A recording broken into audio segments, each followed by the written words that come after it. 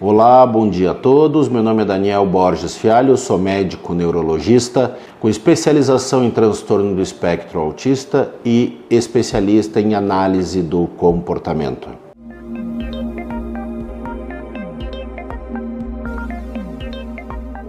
Hoje vamos conversar um pouquinho sobre os transtornos do neurodesenvolvimento. Quais são eles? Como eles são subdivididos? Essa é uma classificação do DSM-5, que é feito pela Academia Americana de Pediatria, que fez essa classificação nos transtornos do neurodesenvolvimento. Este é um livro extremamente importante em quem trabalha com neurodesenvolvimento, em quem trabalha com neurologia infantil. Tudo vem baseado em algumas classificações que estão dentro do DSM-5. Esse é o DSM-5 revisado. Então, quando falamos de transtornos do neurodesenvolvimento, falamos das alterações que acontecem desde o período embrionário até entre 2 e 3 anos de idade, quando se dá a sua manifestação. Esses transtornos do neurodesenvolvimento são extremamente importantes porque levam a inúmeras comorbidades. Então, os transtornos do neurodesenvolvimento começam lá na formação do cérebro e essas alterações que acontecem que não são alterações estruturais, ou seja, a morfologia do cérebro está mantida, eu faço uma ressonância magnética e a ressonância é uma ressonância que não mostra alterações. As alterações se dão a nível dos neurotransmissores, a nível das sinapses, a nível das informações que acontecem interrelacionando um lobo com o outro. Por exemplo, que levam a alterações no lobo frontal, no lobo parietal, mas nas interconexões, nas sinapses, nos números de neurônios, a forma com que o cérebro entende as alterações ou as situações que acontecem. Nós temos inúmeras divisões, mas a mais utilizada é a divisão que está no DSM-5, como eu falei para vocês, que é a divisão da Academia Americana de Pediatria, que divide os transtornos do neurodesenvolvimento em 1. Transtorno do neurodesenvolvimento intelectual, que é quando acontece uma diminuição na capacidade intelectual, na capacidade adaptativa, na capacidade de ganho de conhecimento, na capacidade que a criança tem, em sua grande maioria, de criar, de entender, de generalizar. Isso leva ao transtorno do desenvolvimento intelectual. A deficiência intelectual, que é o transtorno do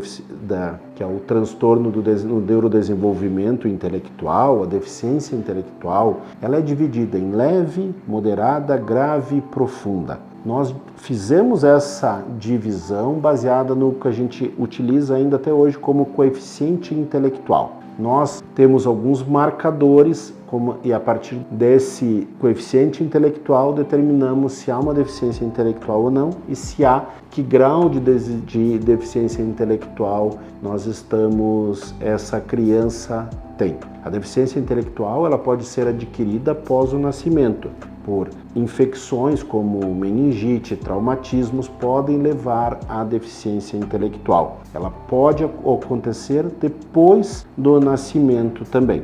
Número 2, nós temos os transtornos da comunicação. Nos transtornos da comunicação, nós podemos ter 3 transtornos, seja na fala, na linguagem ou um transtorno na comunicação. Lembrem-se, a fala é a expressão de sons. Nós precisamos da parte articulatória, da parte fonadora, nós precisamos de todo esse arcabouço que nós utilizamos para a fala. A fala, então, é essa expressão do que queremos dizer.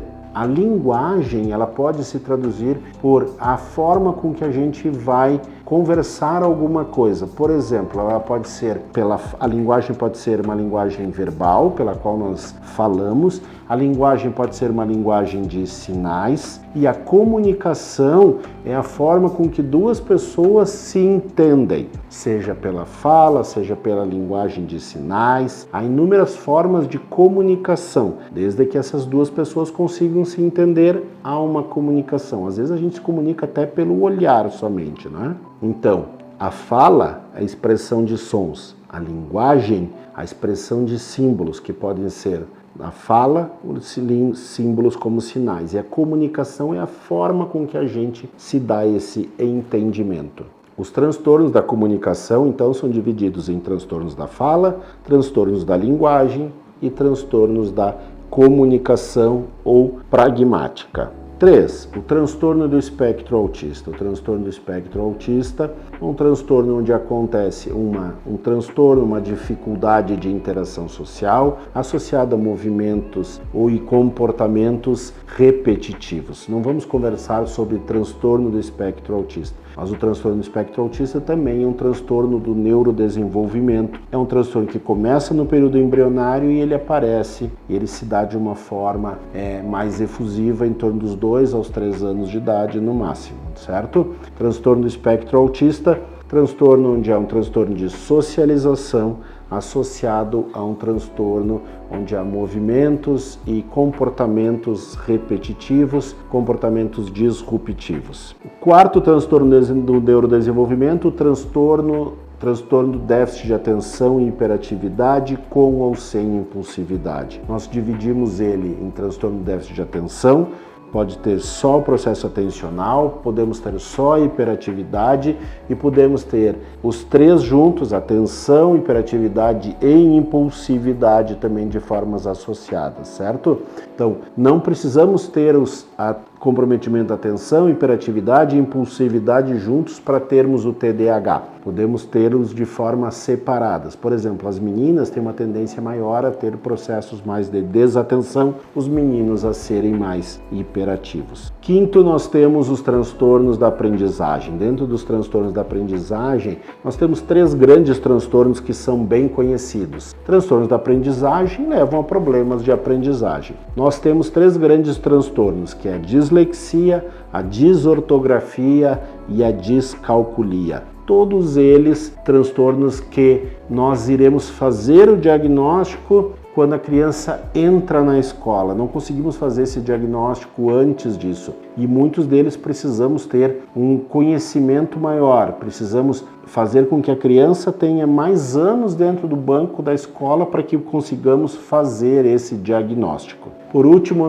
nós temos os transtornos motores. Dentro dos transtornos motores, o transtorno da coordenação, transtorno do movimento estereotipado, onde a criança apresenta inúmeras estereotipias e há um diagnóstico diferencial do transtorno do espectro autista, onde a criança só apresenta as estereotipias, que são movimentos que não têm um significado, ou que não expressam, ou que não querem dizer alguma coisa. Por exemplo, as mãos em flapping ou um bater de palmas desfuncional são movimentos onde há essa coordenação, são movimentos coordenados, mas que não têm um porquê de existir, eles não têm um significado. A criança não faz aquilo porque quer alguma coisa, ela faz porque geralmente diminui a sua ansiedade. E temos os transtornos motores, os transtornos de tics, onde dentro dos tics nós temos a síndrome de Guillain-Barré, que é uma síndrome extremamente importante, onde a pessoa tem tics motores associados a tics verbais. Por que os transtornos do neurodesenvolvimento são importantes? Não só pelas suas comorbidades que eles geram,